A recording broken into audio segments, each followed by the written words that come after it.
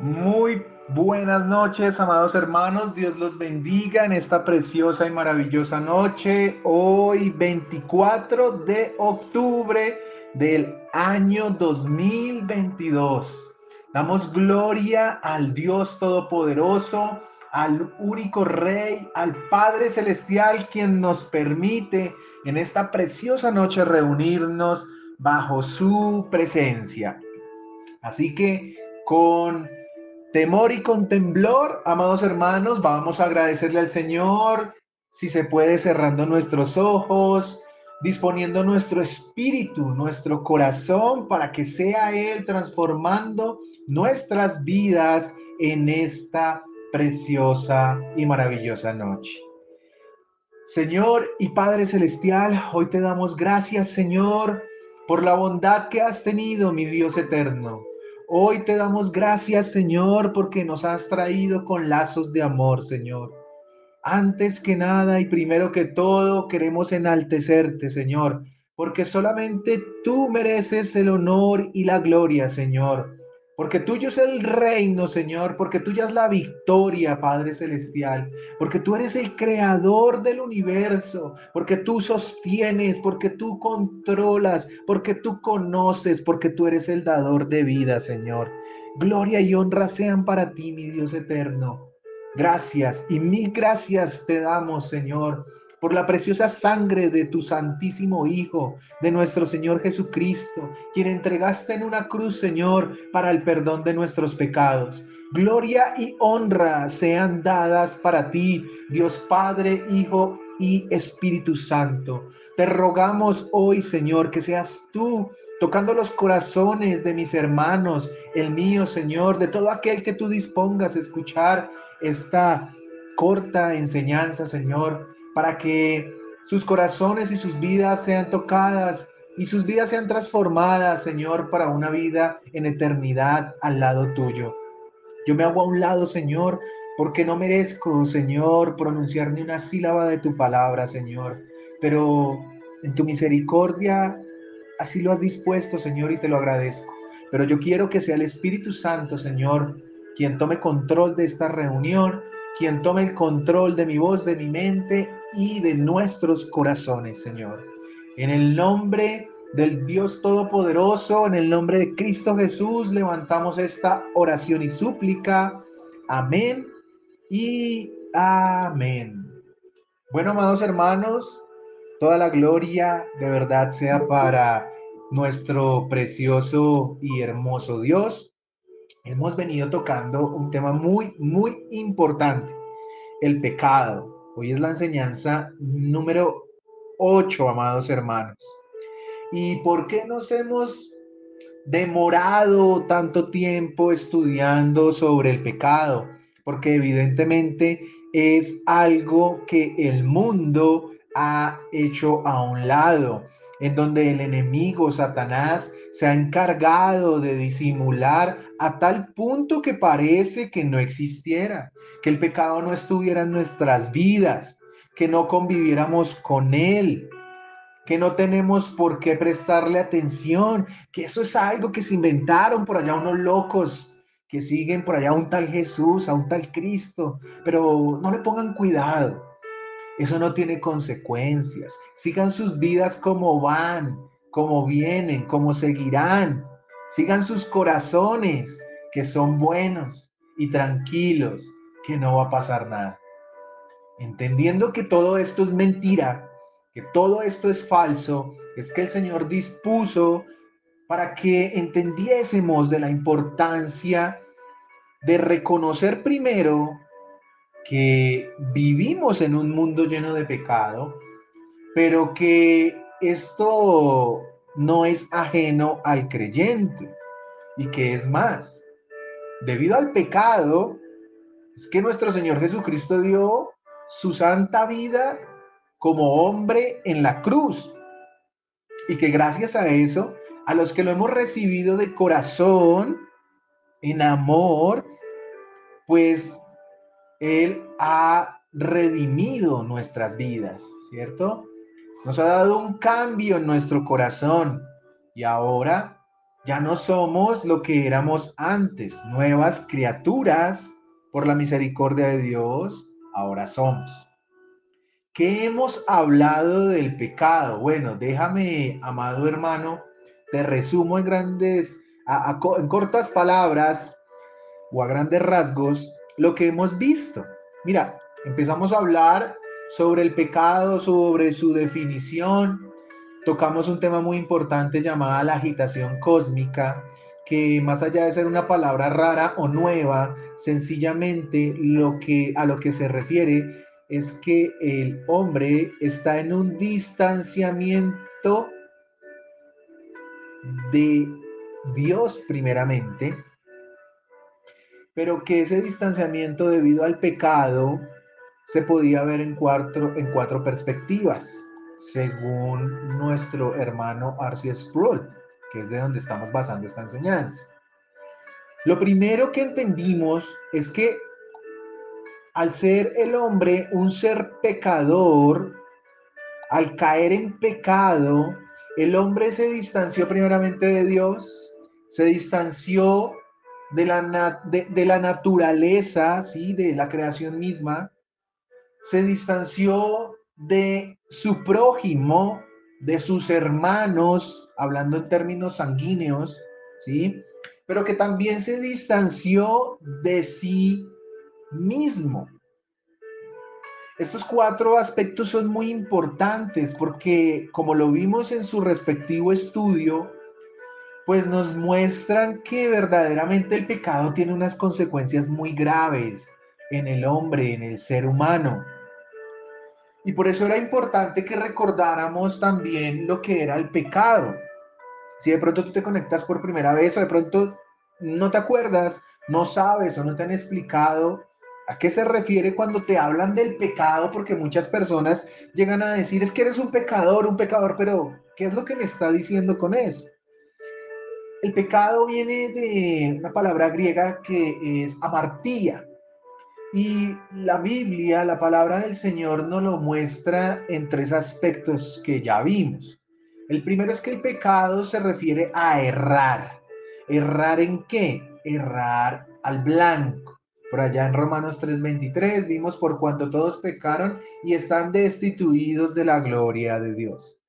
Pero ese no es la única forma de evidenciar el pecado. El pecado también está descrito en que nos desviamos del camino.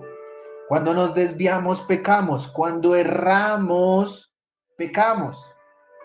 Cuando nos rebelamos contra Dios, pecamos.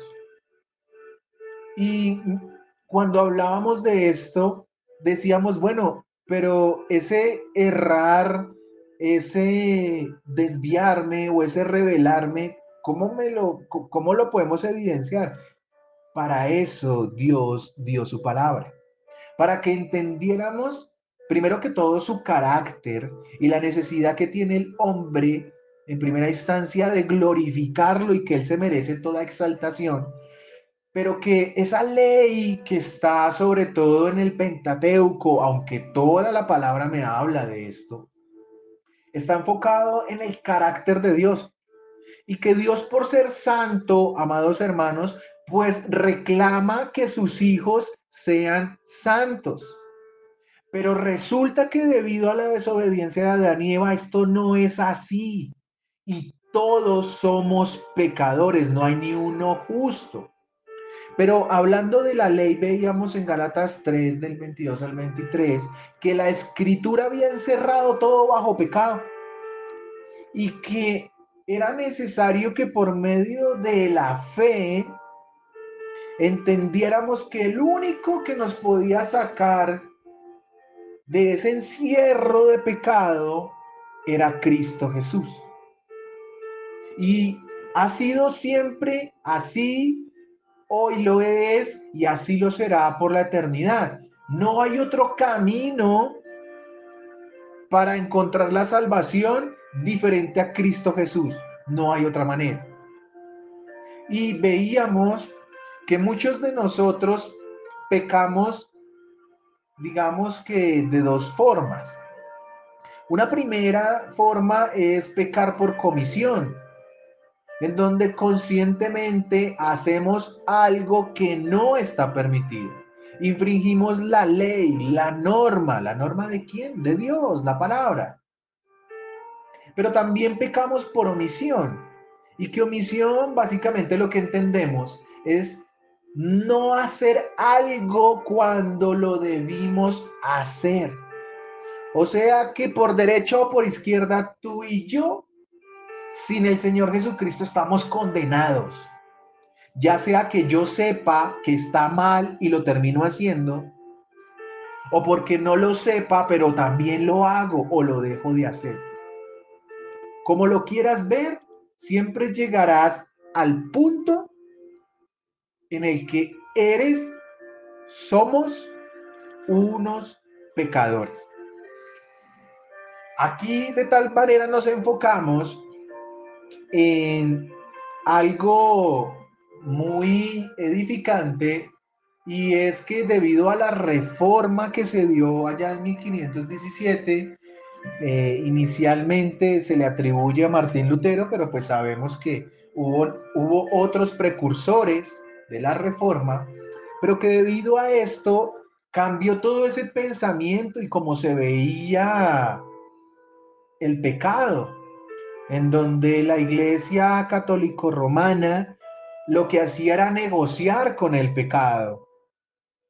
Recordarán ustedes las indulgencias y lo que hizo León X, ¿cierto? Permitiendo que por una norma de ellos se pudiesen hacer algo que es imposible: sacar un alma del infierno, del purgatorio, donde ellos dicen que van las almas, pero que no es bíblico, no existe, no está.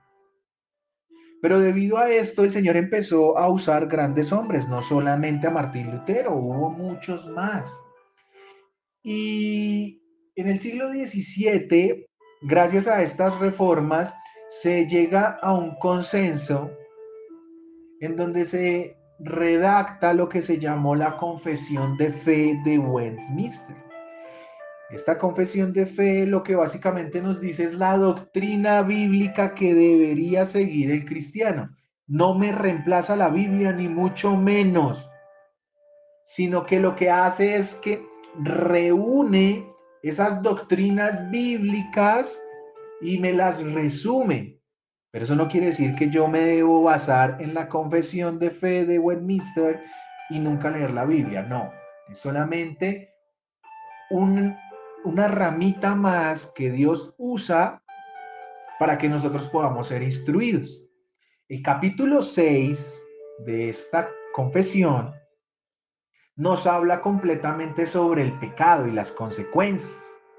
Vimos en el primer punto de la confesión, que es lo que estamos estudiando, que nuestros primeros padres, o sea, Adán y Eva, seducidos por la sutileza y la tentación de Satanás, pecaron al comer del fruto prohibido.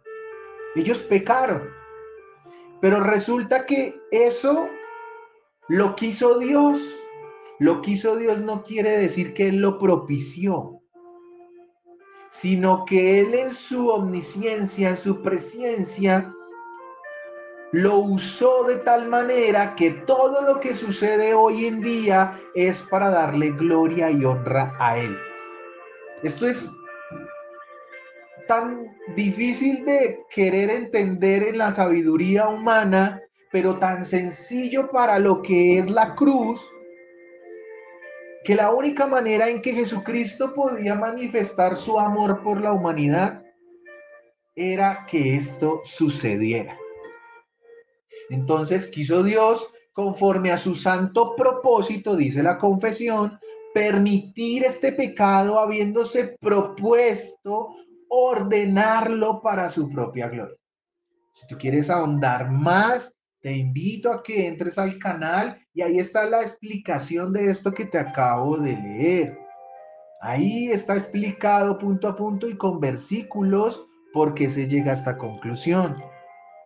Como segundo punto de los 6 que trae el capítulo 6 sobre el pecado, me dice que por este pecado, o sea, por la desobediencia de Adán, de Eva, principalmente de Adán, cayeron de su rectitud original y perdieron la comunión con Dios. Dios nos hizo a nosotros rectos, rectos.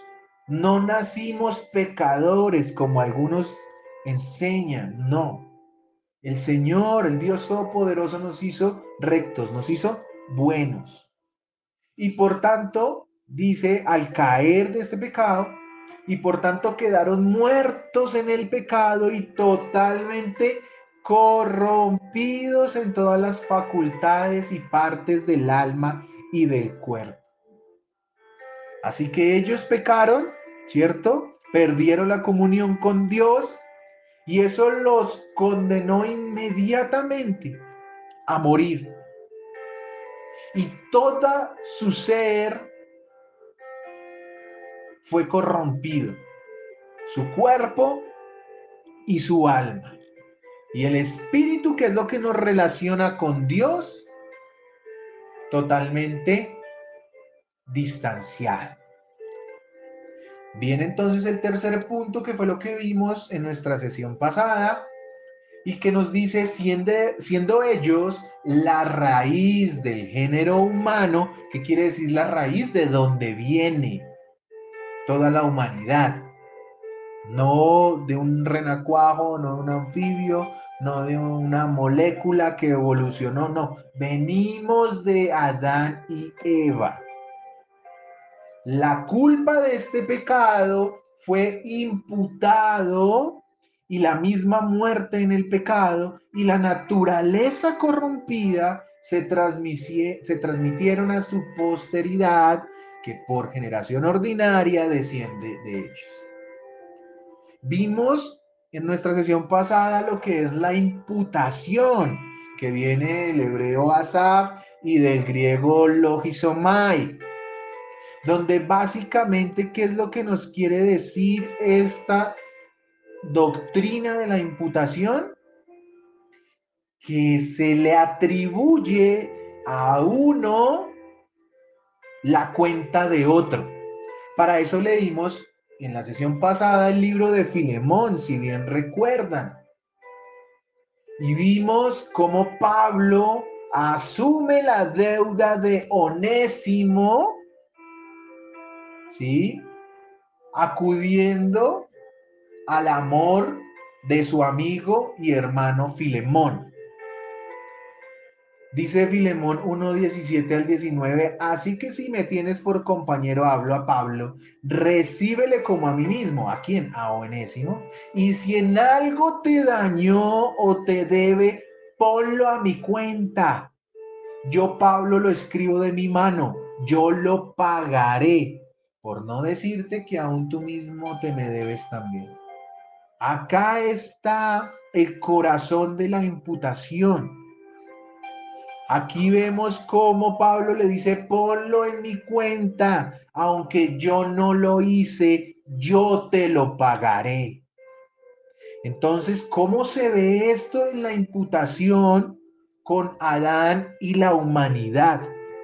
La imputación y la doctrina de la imputación tiene tres maneras de poderse entender. La imputación del pecado de Adán a la humanidad, la imputación del pecado del hombre a Cristo y la imputación de la justicia de Dios a los creyentes. Pero como estamos entendiendo el pecado, solamente vamos a verlo desde el primer punto, la imputación del pecado de Adán a la humanidad.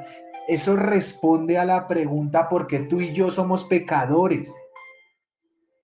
¿Por qué? ¿Yo qué culpa tengo que Adán haya hecho lo que haya hecho? ¿Por qué tengo que pagar por eso? La imputación te tiene que dar la respuesta. Entonces, ellos son la raíz del género humano, Adán y Eva. Ellos pecaron y por la culpa de este pecado, a todos nosotros nos fue imputada la muerte, la naturaleza corrompida. Y por eso cuando tú tienes un hijo, cuando yo tengo un hijo, de igual manera se transmite por generación ordinaria. es lo que nos dice la confesión. Entonces hoy, continuando con nuestro tema, vamos a entender algo muy importante. Y es que ese pecado, amados hermanos, como lo vimos, tiene un origen, ¿cierto? Dice el cuarto punto de la confesión de fe de Westminster. De esta corrupción original por la cual estamos completamente impedidos, incapaces y opuestos a todo bien y enteramente inclinados a todo mal, proceden todas las transgresiones actuales. Bueno, desarrollemos este cuarto punto para que podamos entender el pecado y la corrupción original. Hoy la enseñanza es muy importante, amados hermanos. Así que dispongan su corazón no solamente para escuchar, sino para que Dios obre en nuestras vidas.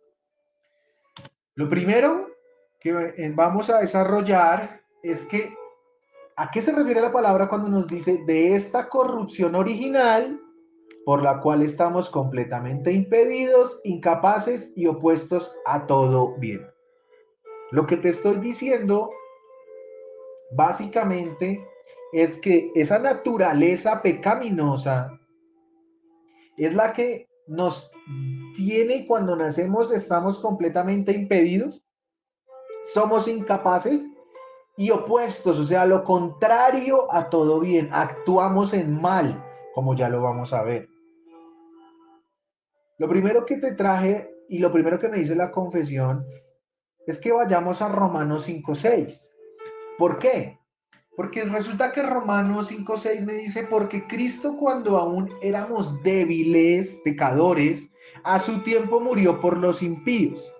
Lo que me dice esto es la necesidad inmediata que tiene el hombre de encontrar a su Salvador, a quien lo redima de sus pecados.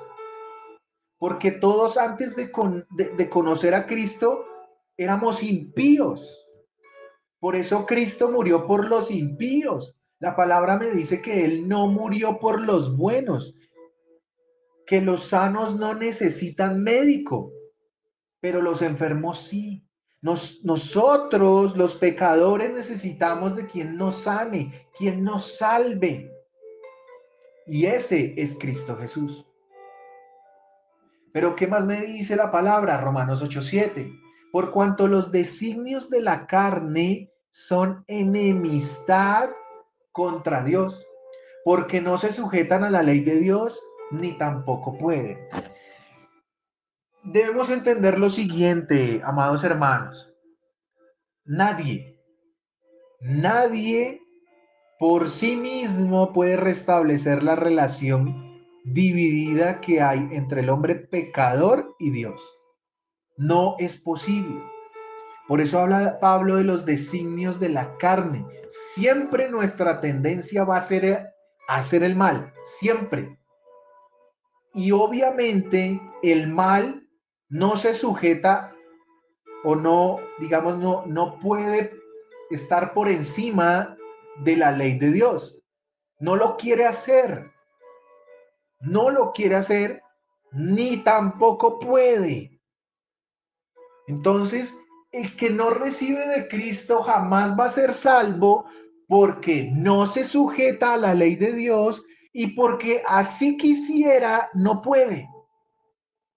Por eso encontramos personas que dicen, es que yo sigo a Dios a mi manera. Esas personas no se sujetan a la ley de Dios y al mismo tiempo tampoco lo pueden hacer. ¿Por qué? Porque eso solamente se puede cuando Cristo lo hace por nosotros. Él ya lo hizo en la cruz. Pero si tú y yo no lo recibimos como nuestro Señor y Salvador, pues sencillamente jamás va a poder resarcir ese distanciamiento, esa consecuencia por el pecado. Y distanciado vamos a estar y vamos a ser enemigos, como lo está diciendo Pablo acá, enemigos de Dios. ¿Tú entiendes qué es ser el enemigo del Creador? ¿Alguna vez te has preguntado quién es tu enemigo? Déjame decirte que cuando tú no has recibido a Cristo, tú eres enemigo de Dios.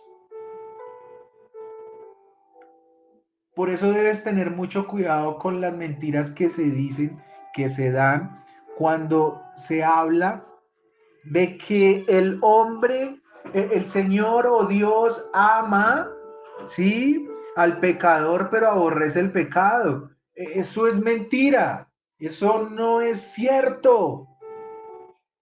Dios en su misericordia hizo todo para hacer la obra redentora. Pero ¿tú crees que Él va a perdonar al que pisotee la sangre de su hijo?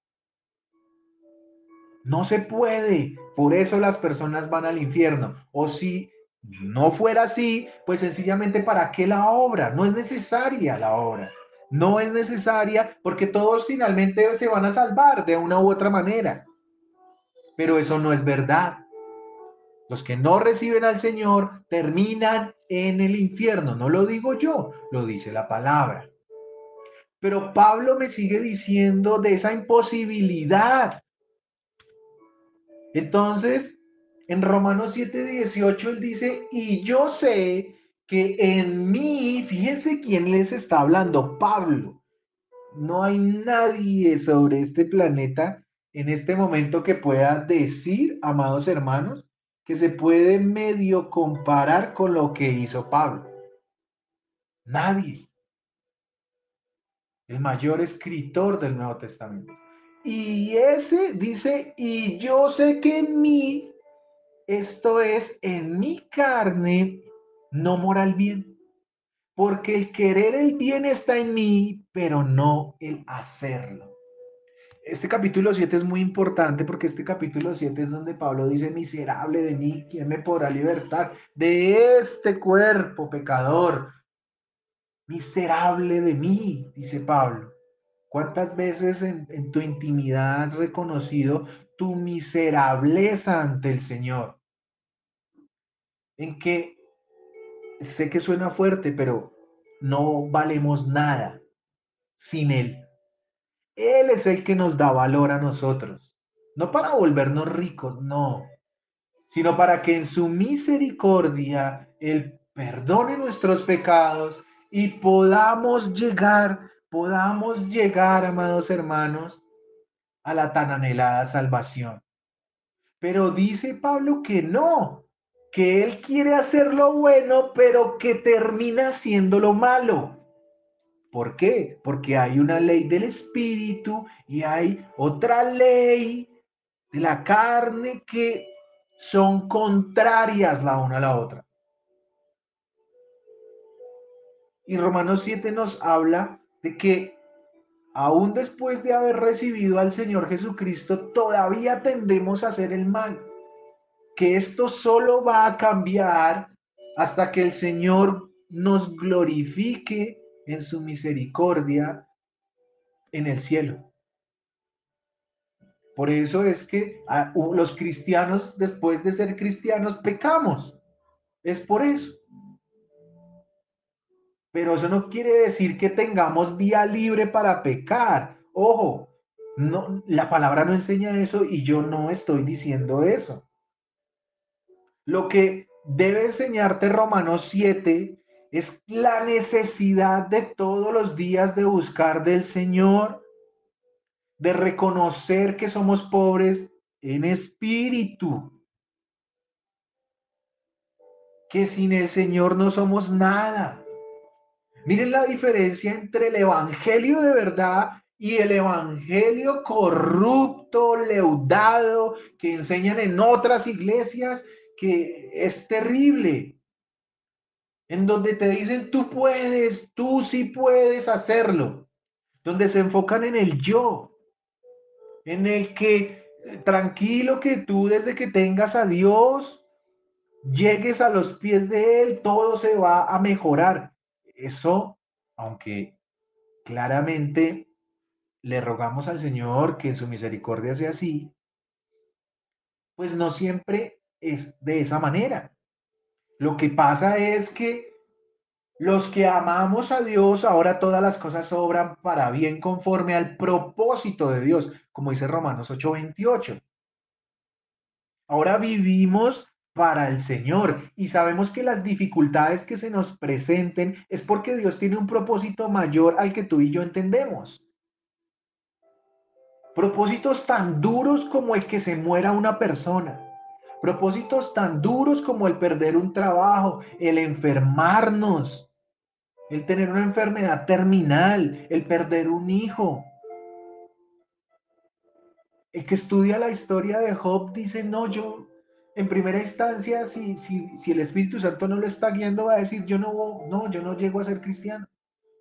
Todas las dificultades que este hombre de Dios, varón recto, justo, apartado del mal, tuvo que pasar, y Dios nunca le explicó por qué, pero había un propósito, y al final de su vida lo entendió. Y eso mismo pasa con nosotros. Pero cuando te ofrecen un evangelio diferente, a la primer dificultad tú te devuelves o le crees al enemigo, en donde él te dice, si ve que no pudo, usted no es un creyente, usted es mío, le dice Satanás. Pero eso no es verdad. ¿Cuántas veces caerá el justo? ¿Cuántas veces se levantará? Las veces que sean necesarias. Pero vuelvo y digo, esto no es para vivir en pecado, porque la palabra también me dice que más se va a hacer con los que pisoteen la sangre del Cordero, con la sangre de Cristo. Esos tales irán al lago de fuego, al infierno, porque nunca fueron redimidos. Entonces, tú no puedes vivir en el pecado y sencillamente decir, es que como yo soy pecador, Dios me entiende. No, no, no, no, Señor. Lo que entendemos es que no se ha arrepentido de verdad. Y aunque ningún hombre puede condenar al otro, Dios sí. Y eso debería darte peor temor, porque el hombre se puede equivocar, falla en su concepto, en su justicia, pero Dios no. Él allá nos dirá quién sí era su hijo y quién no. Él conoce tu corazón, Él conoce mi corazón. Colosenses 1:21, y a vosotros también que erais en otro tiempo extraños y enemigos en vuestra mente, haciendo malas obras, ahora os ha reconciliado. Lo importante de la obra redentora del Señor nos reconcilia. Hermanos, ustedes saben o se han preguntado qué es lo primero que hace el Señor después de que una persona se vuelve creyente. Una persona llega a los pies de Cristo, no es sanarlo, no es darle propiedades, volverlo rico. Lo más importante es que lo introduce a su familia, lo adopta como hijo. Y ahora por eso puedes decir somos hijos de Dios. Antes no. Hay personas que dicen es que toda la humanidad es hijo de Dios. No, eso no es verdad. Juan 1:11. Solamente el que lo recibe, el que cree en él, se le ha dado la potestad para ser llamado hijo de Dios. Antes hacíamos malas obras. Ahora, gracias a la obra del Señor, hemos sido, ¿qué? Reconciliados. Reconciliados. Entonces, acabamos de ver, amados hermanos, ¿cierto? Que todo hombre es corrupto originalmente. Ese fue el regalo de nuestros padres. Y a la verdad, el que ama a Dios le da gracias por eso. No se queja, no los insulta, no detesta su vida por lo que le tocó, no. sino que le da gloria y honra porque era la única manera en que Dios podía mostrar su gran amor, misericordia y gracia. Pero ¿qué sucede entonces con este pecado y esta corrupción original? Pues que estamos enteramente inclinados a todo mal. Entonces aquí, ¿por qué coloca la Confesión de Fe de Westminster esto? Porque muchas personas dicen, yo soy bueno, ¿no han escuchado eso? Yo no tengo necesidad de Dios. ¿Usted a qué me viene a predicar la palabra? ¿Usted para qué me viene a hablar de Dios? No, yo no soy malo. Yo trabajo, yo no soy borracho, yo no soy infiel. Yo, ¿se fijan del yo? Yo no hago, yo esto, yo lo otro. Siempre está enfocado en el yo, nunca en Dios. Pero eso es sencillo. No lo conocen. No lo conocen. Alguien que ame a Dios necesita conocerlo. Necesita conocerlo. Y lo primero que debe hacer para conocer a Dios es arrepentirse de sus pecados. Pero resulta que si no hace esto, como todos nosotros estamos enteramente inclinados a qué? A todo mal. Si aún teniendo a Dios en nuestro corazón, estamos inclinados al mal, ¿cómo será el que no lo tiene? Bueno, el Señor en su palabra no lo dice. Mira, Génesis 6:5. Y vio Jehová que la maldad de los hombres era mucha. ¿En dónde? En la tierra. No por allá en Marte ni en Júpiter, en la tierra.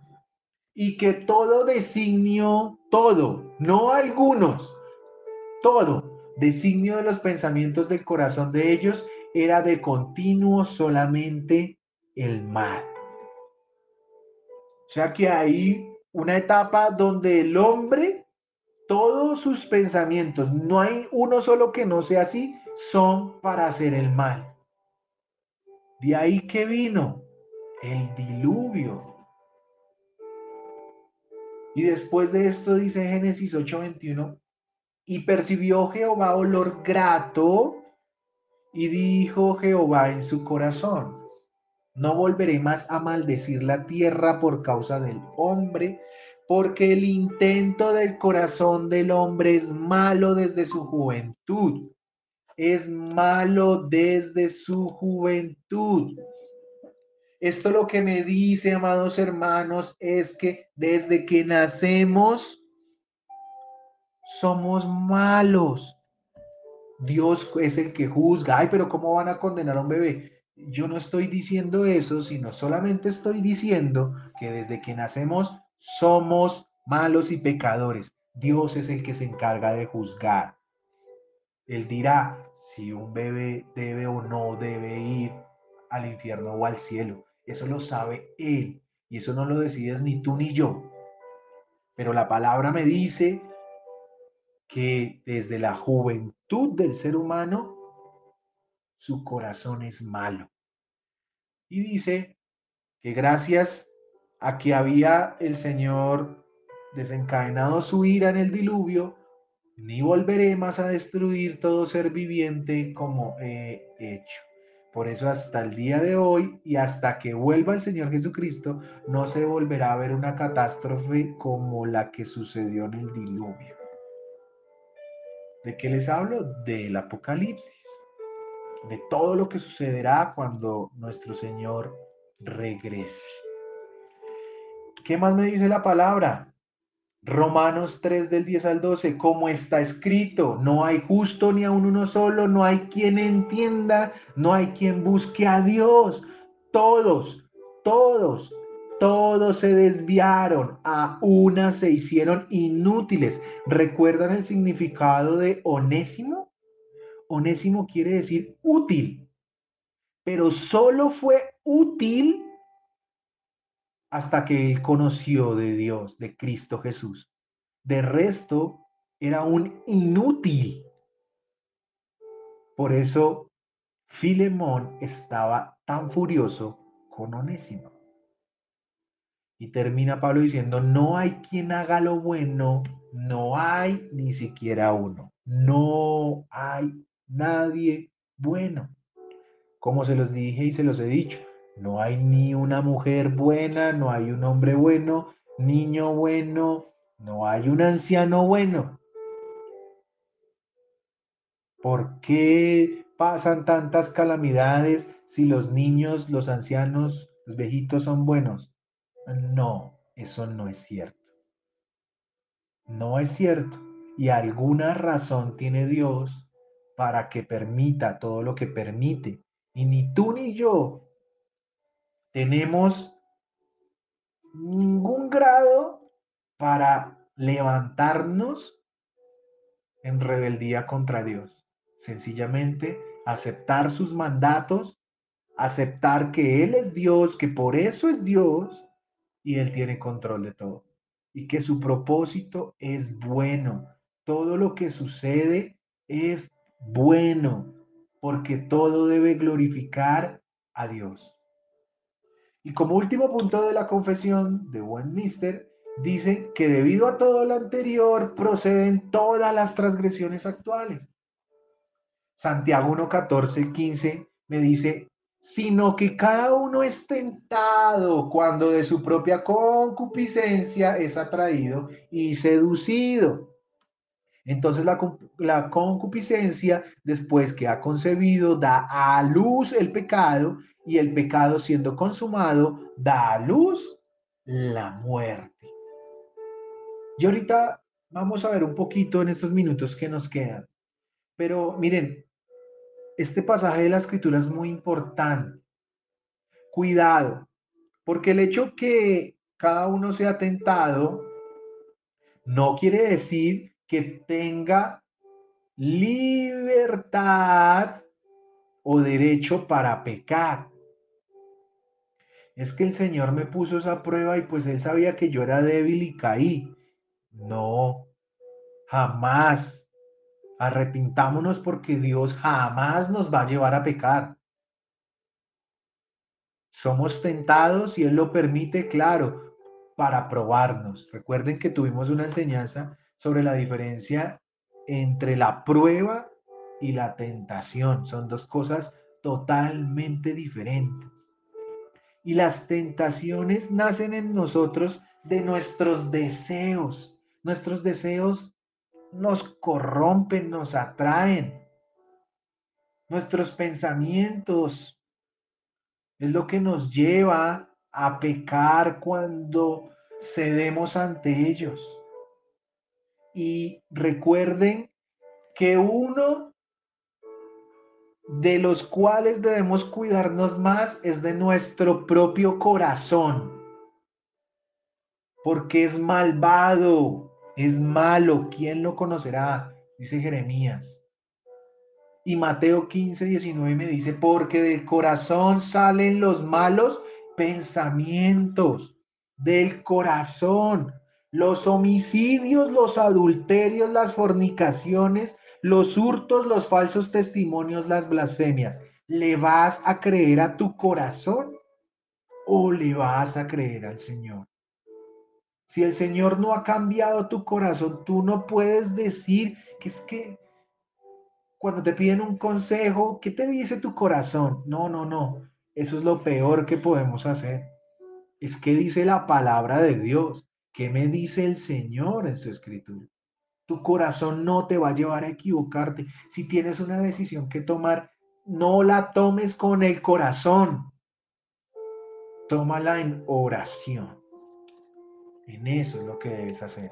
Efesios 2 del 1 al 3 me dice, el Cristo os dio vida a vosotros, a los que lo hemos recibido, cuando estabais muertos en vuestros delitos y pecados. ¿Cómo estábamos? Muertos en nuestros delitos y pecados, en los cuales anduvisteis en otro tiempo.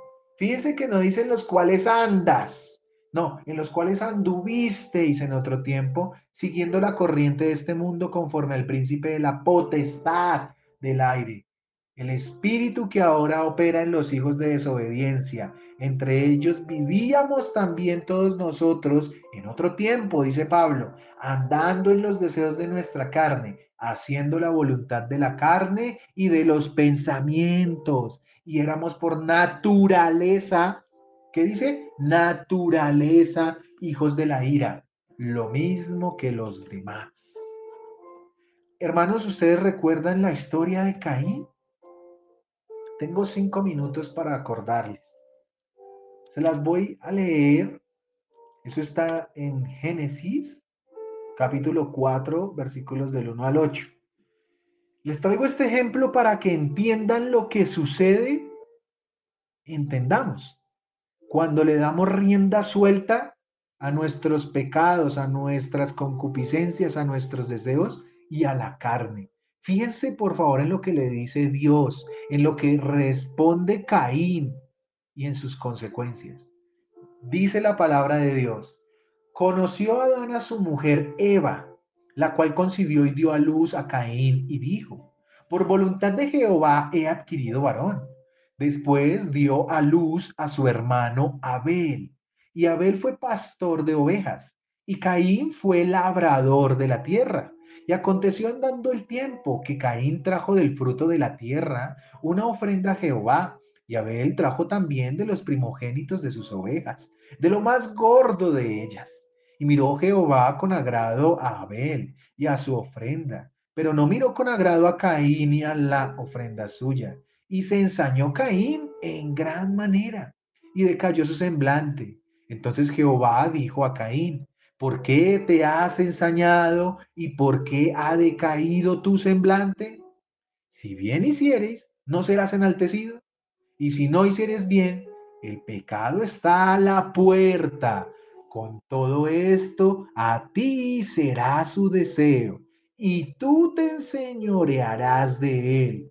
Y dijo Caín a su hermano Abel: salgamos al campo. Y aconteció que estando ellos en el campo, ¿qué pasó? Caín se levantó contra su hermano Abel y lo mató. A ver, entendamos el contexto rápidamente para poder comprender la importancia de este pasaje. Cuando la palabra me habla de que Adán conoció a Eva, debemos fijarnos en dos situaciones muy importantes. Miren, la primera es que la palabra conocer en el hebreo yadad se refiere a tener relaciones sexuales. Este contexto me habla de que Adán tuvo relaciones sexuales con Eva. Como segundo, es que Adán tuvo esas relaciones sexuales con Eva porque Eva era su mujer, era su esposa, no solo por físico placer como se hace hoy en día, y que de esa unión, al hacerse una sola carne, nació Caín como primogénito y después Abel su hermano. Eso es lo primero que debes tener claro. ¿Qué significa Caín? Caín significa adquirido. Y les explico esto porque él fue adquirido o nacido por voluntad de Dios. Los hijos, el hombre es dado por Dios. Él es el dador de la vida, no el hombre. Y Abel significa aliento, vapor. Algunas traducciones dicen significa nada. Y si lo entendemos bien, esto fue lo que pasó. Y es que la vida de Abel fue como el pasar del vapor, muy rápido. Así es la vida del hombre. Se va en un abrir y cerrar de ojos. ¿Tú crees que tienes mucho tiempo para arrepentirte? Yo te insto a que recapacites. Eso no es así. O como dice la escritura, la vida del hombre es como la neblina. Viene y se va.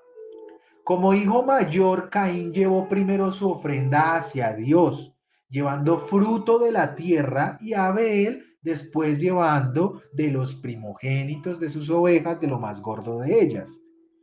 Esta ofrenda respectiva es debido a la labor que cada uno hacía, ¿cierto? Caín trabajaba la tierra y Abel era ¿qué? Era pastor. Dios miró con agrado la ofrenda de Abel, y aunque este no es el tema de la enseñanza, podemos suponer que fue debido a que Dios conocía el corazón de cada uno, así como conoce el tuyo y el mío. Abel verdaderamente mostró amar al Señor y por eso llevó no solo lo mejor, sino que llevó lo mejor en abundancia, como Dios se lo merece, no migajas que tú y yo le damos, porque eso es lo que hizo Caín. Y Dios ya conocía su corazón, que es lo que describen los versículos siguientes. Versículo 5